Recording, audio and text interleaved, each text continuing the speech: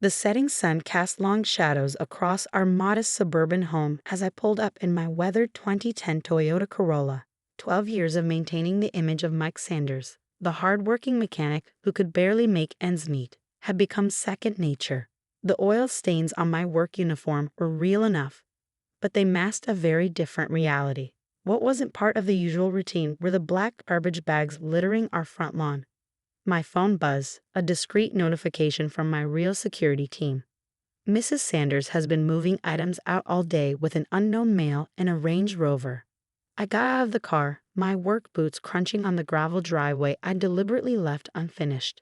The neighbors were trying not to stare, but I could feel their eyes. The Sanders perfect marriage was about to become suburban legend. The front door opened before I reached it. Sarah, my wife of 12 years, stood there in designer clothes I definitely hadn't bought her with my mechanic's salary. "Mike," she said, her voice carrying that false sympathy I'd heard her use on others. But never on me. "We need to talk." Behind her stood a man in an expensive suit, trying to look important in his mid-40s way. He had that new money shine about him, the kind of man who thought a Rolex and a Range Rover made him wealthy. "I see you've been busy," I said, gesturing to the trash bags containing my deliberately modest wardrobe. "This is Charles," Sarah announced, as if introducing royalty. "He's a real estate developer. We've been seeing each other for 6 months." 6 months, exactly when my real security team had first flagged her suspicious activity. I let it play out, curious to see how far she'd go. "And my things are on the lawn because—" "Mike, let's be honest," she sighed, playing with a new tennis bracelet on her wrist. "We've been stuck in the same rut for years. You work on cars, I'm stuck in this modest house. Charles can offer me the life I deserve." Charles stepped forward, trying to look sympathetic but failing to hide his smirk. "I'm buying Sarah the penthouse she's always dreamed of. I've also taken the liberty of having my lawyer draw up divorce papers. You'll be fairly compensated for your contribution to the marriage." I picked up one of the trash bags, keeping my expression neutral. "And what's fair compensation these days?" $50,000, Charles said magnanimously. "More than generous, given your situation." If he only knew my situation included owning the power company that supplied electricity to his precious development projects. "I see." I pulled out my phone, my real one, not the budget model Sarah knew about. "And when do you need me out?" "Tonight," Sarah said firmly. "Charles's movers are coming for the furniture tomorrow.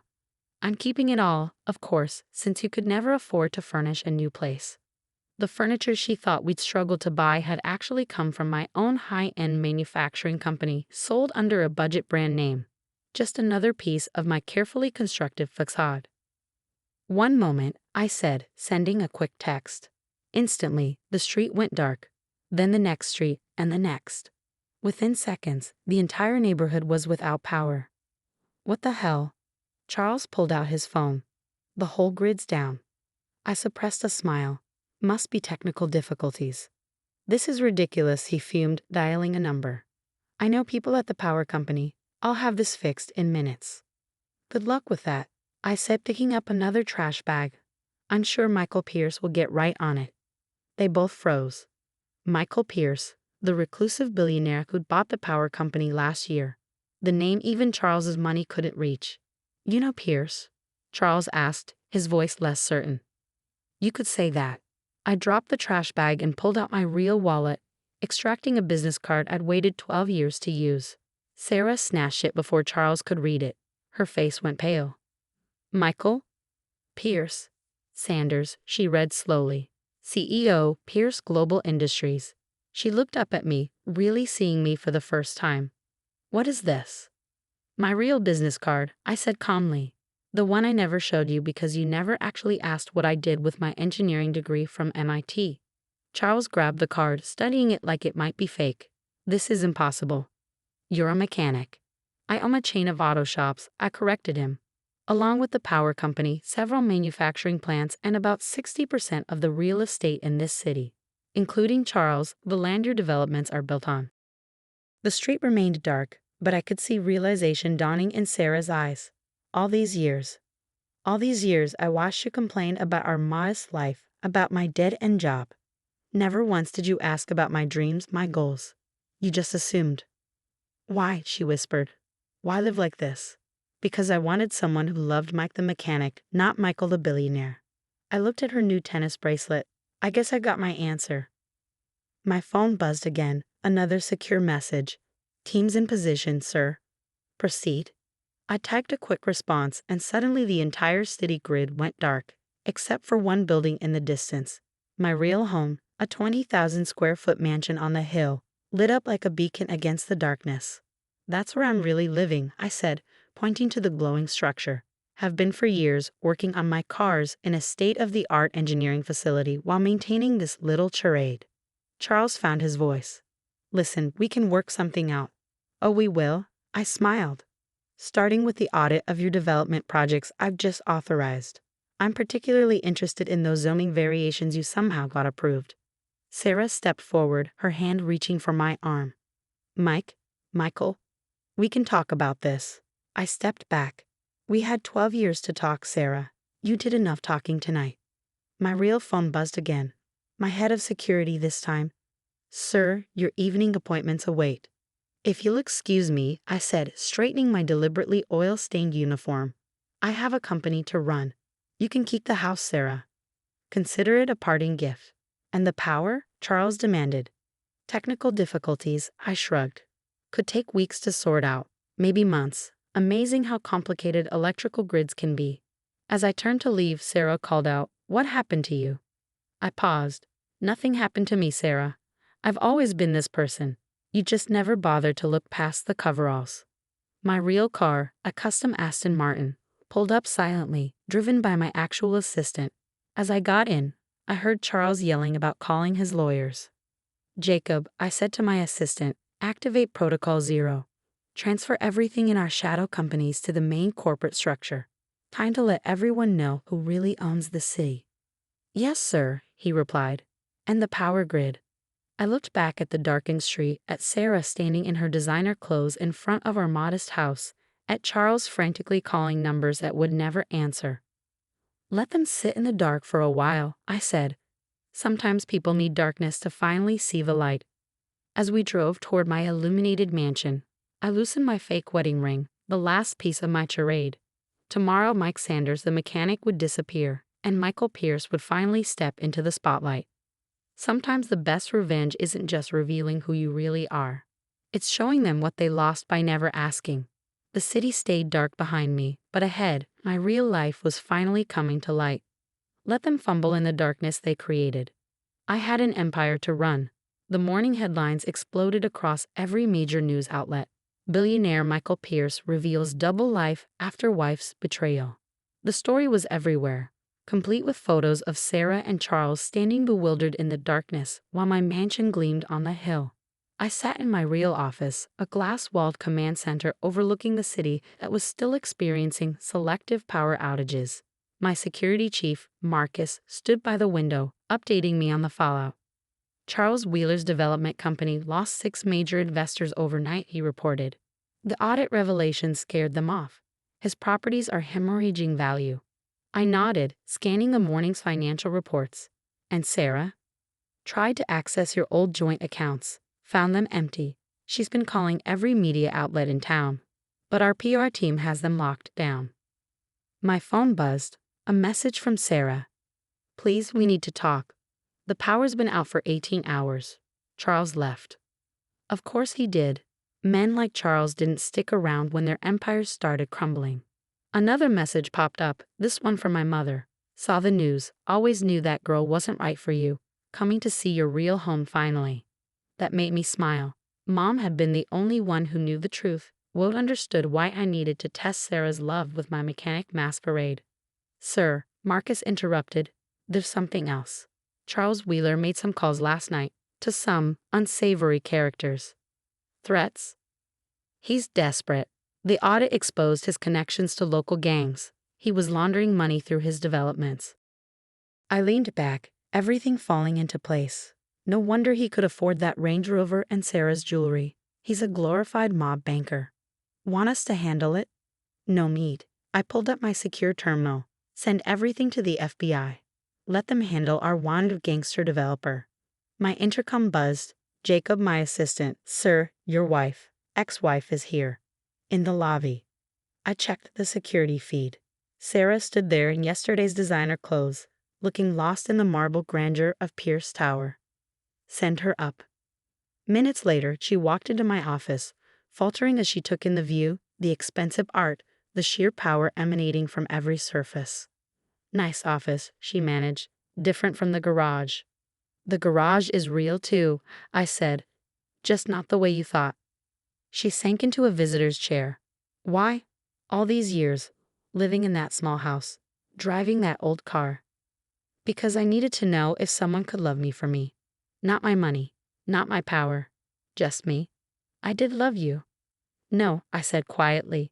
You loved the idea of fixing me, of being superior to the simple mechanic, the moment something shinier came along. She flinched. Charles left. After the audit news broke. Of course he did. His entire operation is about to be exposed. The FBI is probably visiting him right now. As if on cue, Marcus's tablet pinged with a news alert.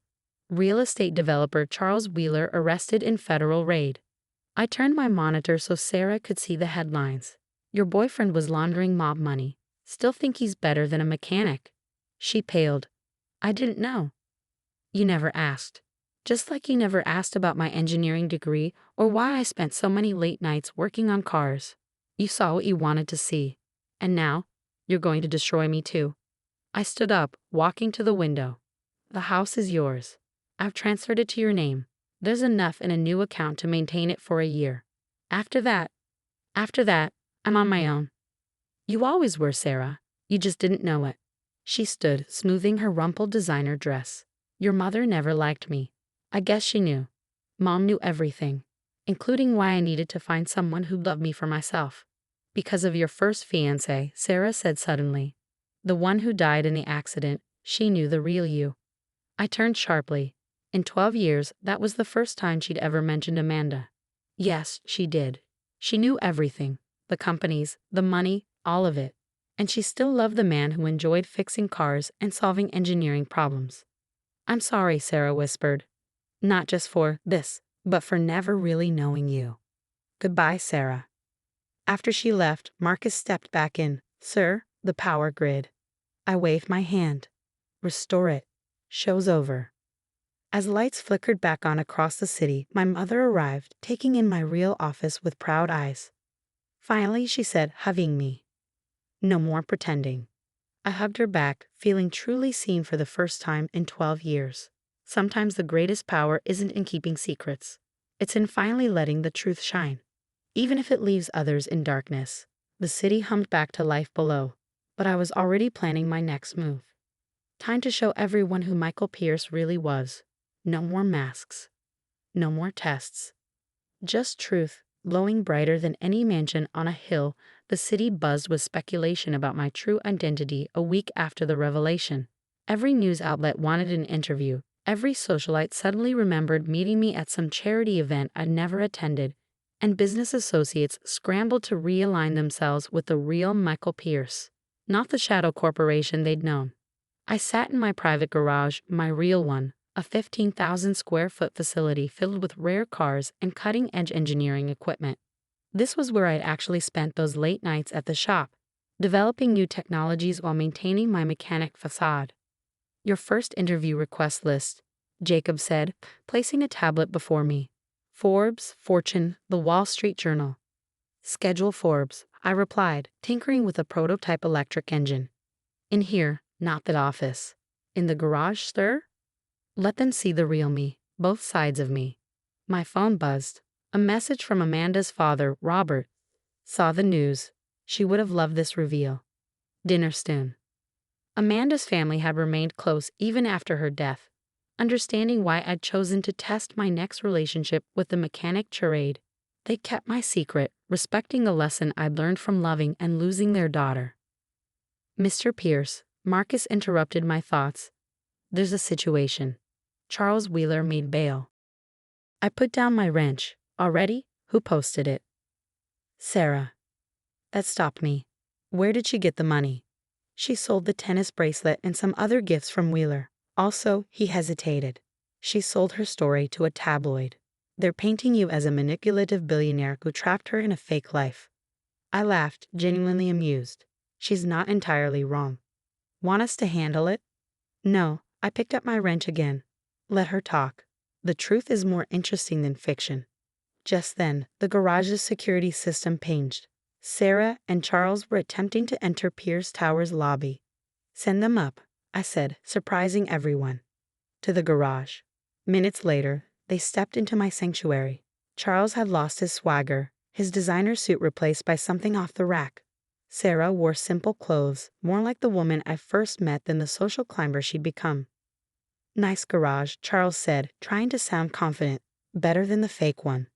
Both are real, I replied, not looking up from my work. They just served different purposes. We have a proposal. Sarah stepped forward. About the audit. The federal investigation into his mob connections. I finally looked at them. That's beyond my control now. You can help, Charles pressed. Your influence. My influence comes from staying clean. I cut him off. Unlike you, I built my empire legally. Sarah moved closer, her voice softening. Michael, please. I know I hurt you. This isn't about hurt, Sarah. It's about truth, something you never wanted to see. I stood wiping my hands on a shop rack. You know what the difference is between us, Charles?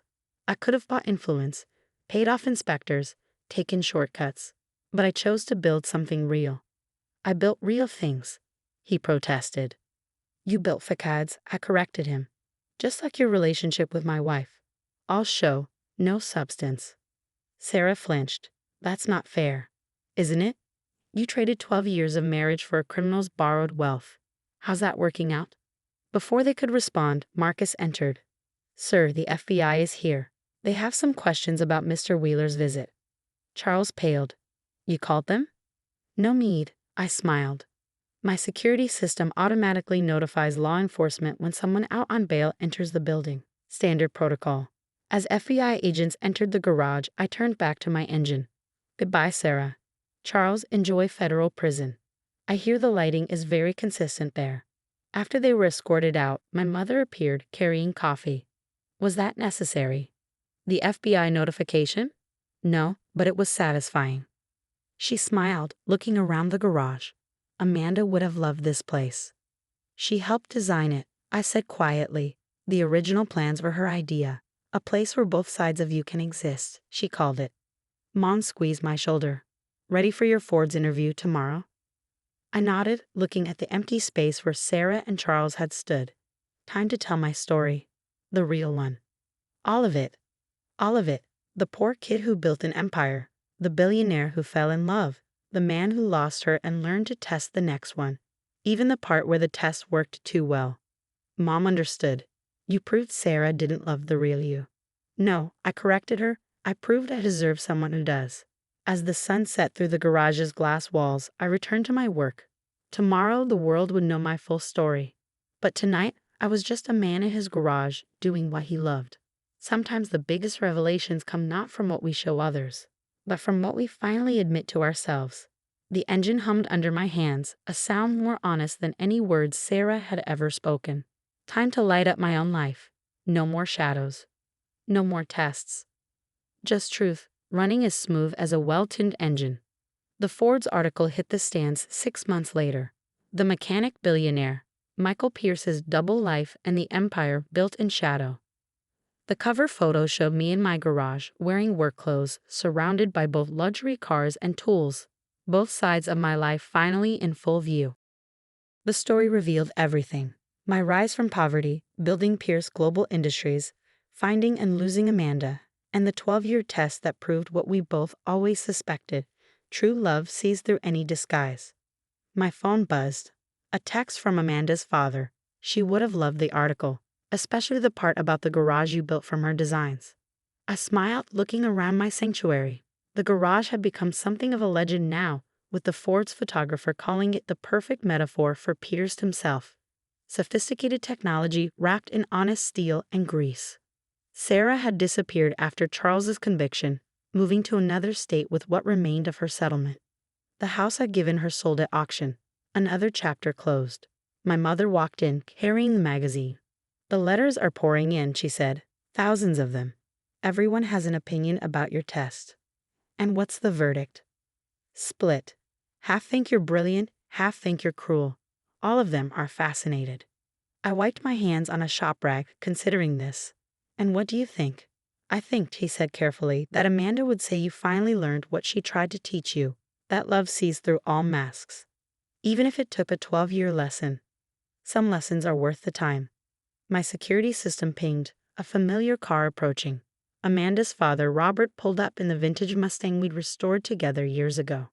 Thought I'd find you here, he said, entering the garage. Still hiding in your sanctuary? Not hiding anymore, I replied, just being myself. He looked around at the space his daughter had helped design, at the empire built on truth and tested by lies. The article mentioned her, testfully. She's part of the story, the most important part. Robert nodded, running his hand along a workbench. You know, she always said you'd need to learn to trust love again. Didn't think it would take 12 years and a fake identity. Neither did I. So what now? Mom asked.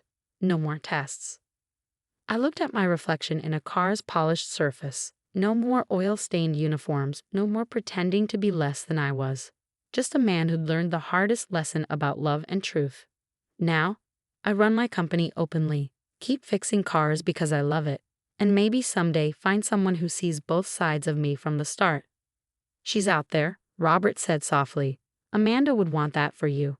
As the sun set through the garage's windows, casting long shadows across the tools and toys of both my lives, I felt a peace I hadn't known in 12 years.